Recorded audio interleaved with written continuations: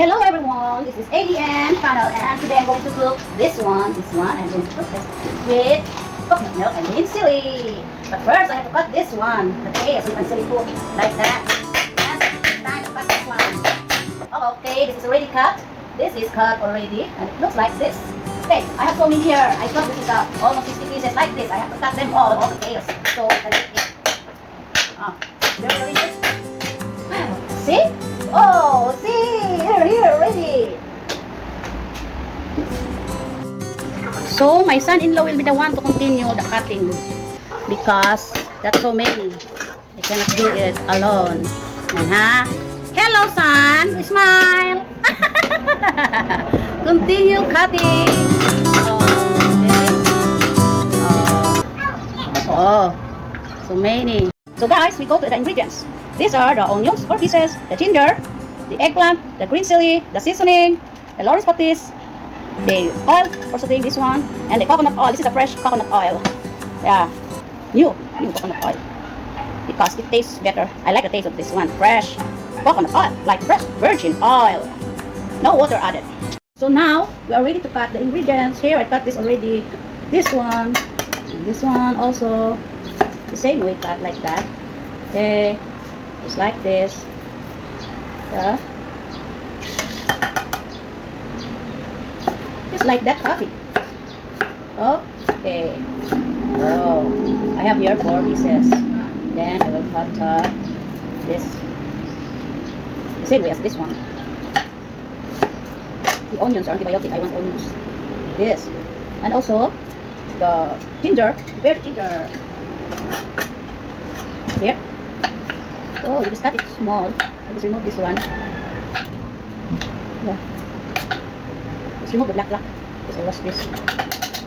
Just like that. Cut it that way. Just like that. Just like that. See? Okay. Just like that. And this one, the eggplant. Also, just cut it this way so that you'll see there is a damage inside.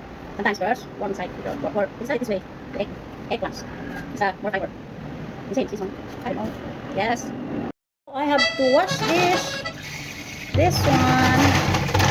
Wash this. Okay. So hold this. Okay. This is already clean. Yes. I put this on water before cutting this one, so that the dirt inside will be removed. You have to put this in water. See, you have to this like that. You have to put this in water before you cut. 30 minutes before cutting the tail, so that the dirt inside will be removed.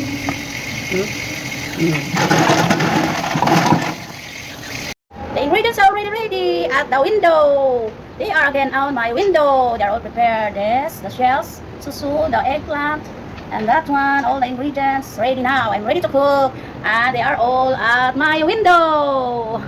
So heat the pan first.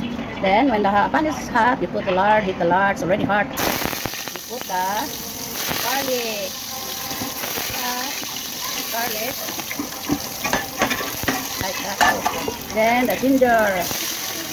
I can smell the aroma. So nice. It's nice. The aroma of the ginger. Oh, now I can smell the aroma of the ingredients, so I will put the second coconut milk. Yeah, just let it boil. Let it boil. Yes, just let it boil. I had added already the second coconut milk. Yes, there's little water in it. It's more than 1 cup. So I now put this one, that one, and I will add this. Yes, this one.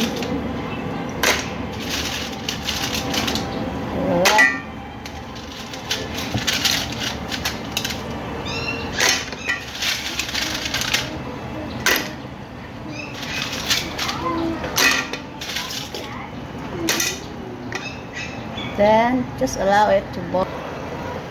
Just let it boil, then add some patis, a little. Just allow it to boil. I also add this one so that it will be absorbed. Okay.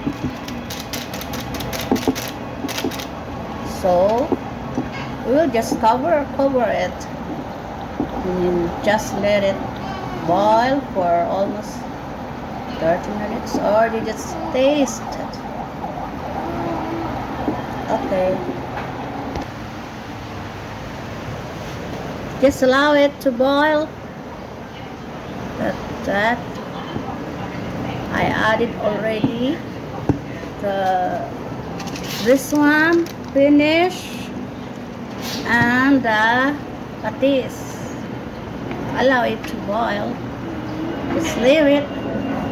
Just cover it. Just taste it. Later, after 30 minutes, the meat is soft. It's already cooked. You can add a second, but just wait. Just cover it.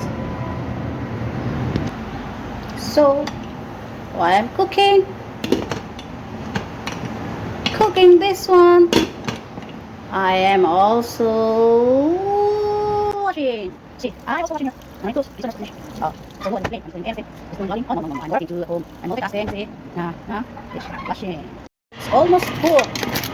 Okay, so I have to put the first coconut milk. This one,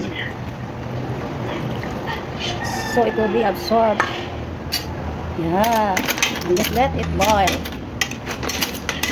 Okay. See, just let it boil. I will taste the soup.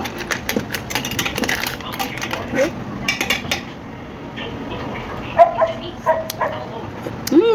Yummy.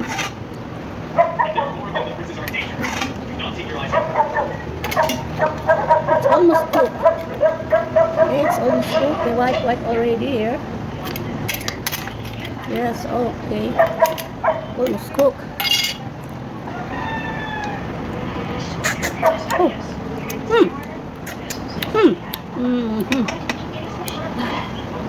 Tastes good.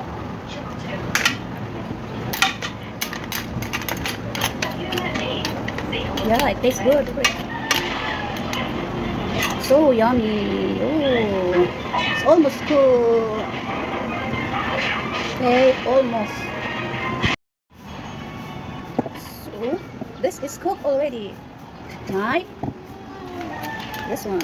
This is the ginataang suso with eggplants and green sili. Okay. Yummy. Something ginataang suso with eggplants and green pepper. My child really loved to eat that. Delicious, Kyler. Chip chip. Oh my. Oh, really love. Oh, he really love it. Yummy. Oh, oh, oi, hello. Oh, I'm using the hammer. And this one to remove it here. The children only use that one. See?